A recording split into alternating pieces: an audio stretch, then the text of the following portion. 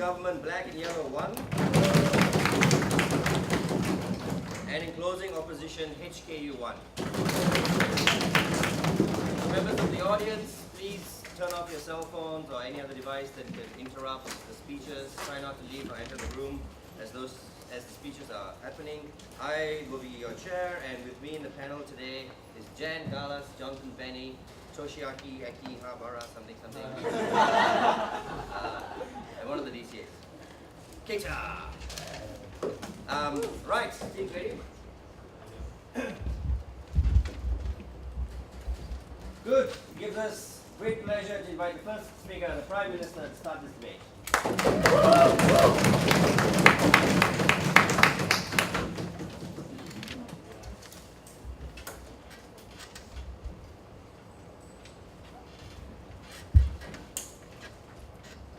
Thank you, Mr. and Madam Speakers.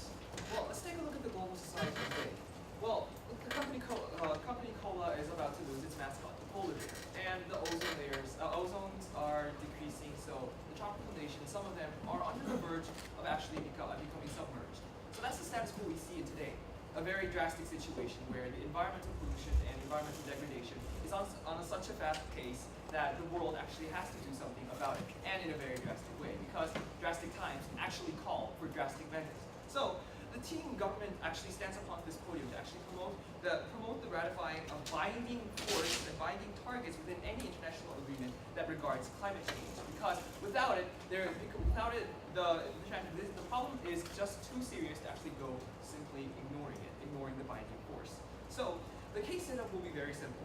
I'll first talk about how the problem is so severe, and the Deputy Prime Minister will step off the podium and talk about the additional benefits that will happen regarding this motion.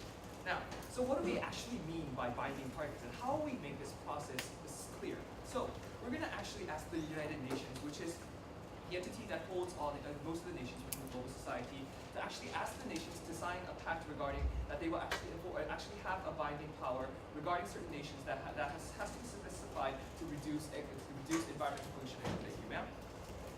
So, and they will have to sign a pact. But sure, we're not just going to let them sign it. We're going to have some strengthful measures to actually make sure that they do actually sign it. So here's our incentives for this. If they do not sign the pact, we will give them sanctions. By sanctions, we mean that we will take drastic measures and a hardline stance to actually exempt them from any economic agreement that will happen within the global society, let it be the FTA or whatnot. No, thank you. How we will actually make them reduce their environmental pollution emissions will not be on an objective scale, but a case-by-case, country-specific scale, as in the model of the Kyoto Protocol. No, thank you, ma'am. No. So you see, many nations, developed nations have had a lot of emissions to decrease upon, but many other nations, such as South Korea and Russia, as they were in the developing stages regarding the Kyoto Protocol, they had comparatively low obligations to actually cut down upon their carbon emissions regarding in the first place. So that's the model we will take. We will take a subjective measure on your model. No, thank you. So we will take a measure looking at the case of each nation specifically and see to it that they have a realistic measure that they can actually cut down upon. And if they do not take upon these measures, because the situation is so drastic, we will actually exempt them from any economic agreements that they can take in the very first place. And what do you have to say, sir? Okay, clarification. Is the United Nations going to decide how much emission cuts each country has to do? Yes, as I understood to you. The carbon, let it be carbon or any other emissions or whatever cut downs on environmental pollution it may be, it will take a look and clarify this case of nations and see to it and clarify the degree of how much reduction it has to be made. That is our model that we are going to take for this entire debate. Now on to my arguments. Thank you, ma'am. My argument will be made in 3 levels of analysis. First of all, the environmental situation that we are actually dealing with in the very first place. And second of all, the current status quo of international agreements regarding the environment so far. And finally, how actually binding force will become a solvency within this situation. Now, without any further ado, please let me go on to my first level of analysis. Now, let's take a look at the global society today. As I have briefly pointed out in my introductory speech, we can clearly see that global warming as a representative or many other aspects of pollution are becoming very serious within the very status quo. The declaration, no thank you. As we can see in the status quo, the fact is that the glaciers regarding the poles, we can see the very status quo, have melted in the most severe degree as we have ever seen so far, ever since the dawn of time, because the global warming is at a such severe degree that the glaciers are melting and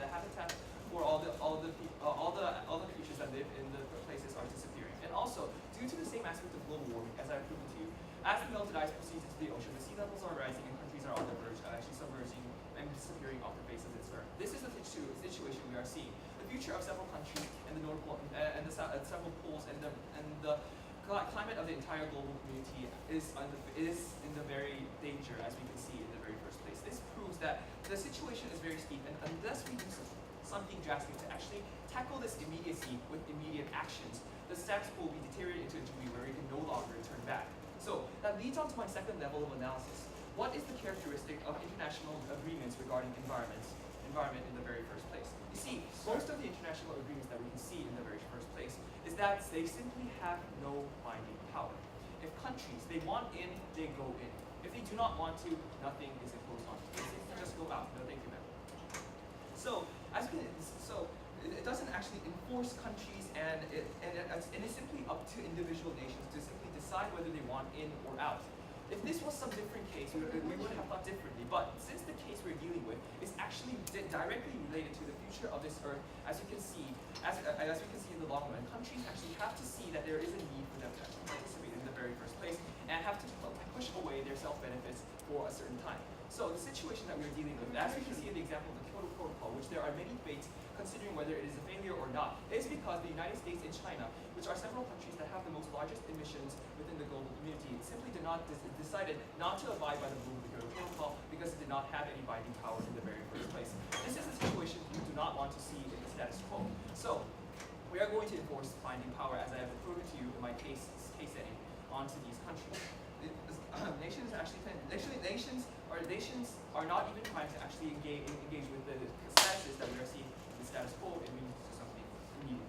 So the solvency, because the issue of environmental pollution is severe and it is degrading every step, we have to impose this motion because first of all, it will be a disincentive for countries to actually pursue their self-benefits and not think of the long run. They're only thinking of the short-run process where they can somehow develop in a little degree with polluting the environment. However, in the long run, we can see eventually every nation is going to be hit hard by the environmental pollution. So this opens their perspectives to actually see that in the long term, everybody is going to lose in this situation, which is an incentive for them to actually participate with the situation that this motion carries. And second of all, it also lets the message of the seriousness of the pollution to be shown. But before then, there was no binding power, so nations actually just went in or out. It was not so serious back then. But when the global society is taking a stance to actually enforce these nations to participate, it is actually carrying a message to every single nation within this planet, saying that the global stance is drastic and we have to do something immediately, and the serious case is very severe. So because drastic times call for drastic measures, Team Government has proposed to you a drastic measure that will actually tackle the serious problem that is degrading by every step and that has to be done immediately. So because of these reasons, a positive ballot is due. Thank you.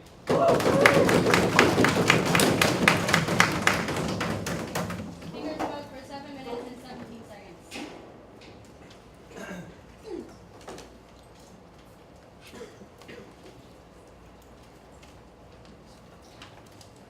Right, we thank the speaker for his speech and now invite the first speaker from the opening opposition team, the leader of opposition.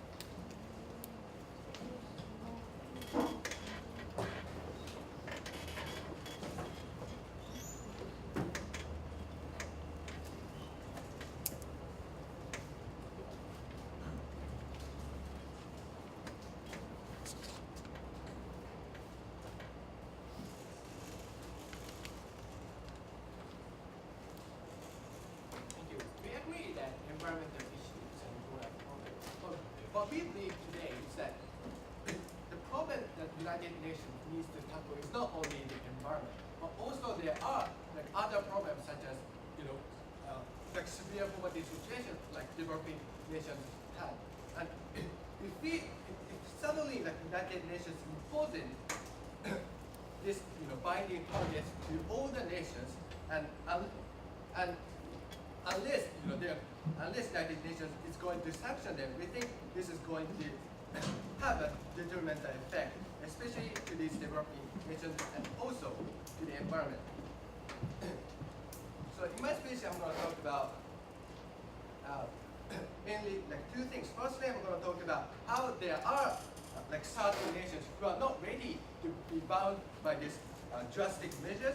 And secondly, we're going to talk about the issue of advanced nations. So before that, let's see. Well, thank you. But before that, let me review what the previous speaker mentioned. First of all, like, it was unclear from the governance model that how United Nations is going to decide which amount they are going to impose to each nation, right?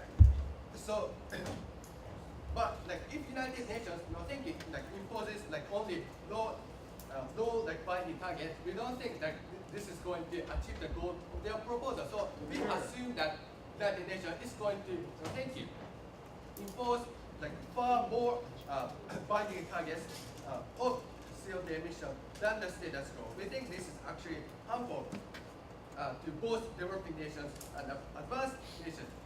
They talked about how the situation is extremely serious in the status quo, like how like ozone layer is like going to collapse and that kind of thing. First of all, we point out like yes, environmental issue is something we need to tackle, but we need to tackle that issue in the long term because the actual harm environment, I think it will like materialize in like certain period of time, right? So thank you.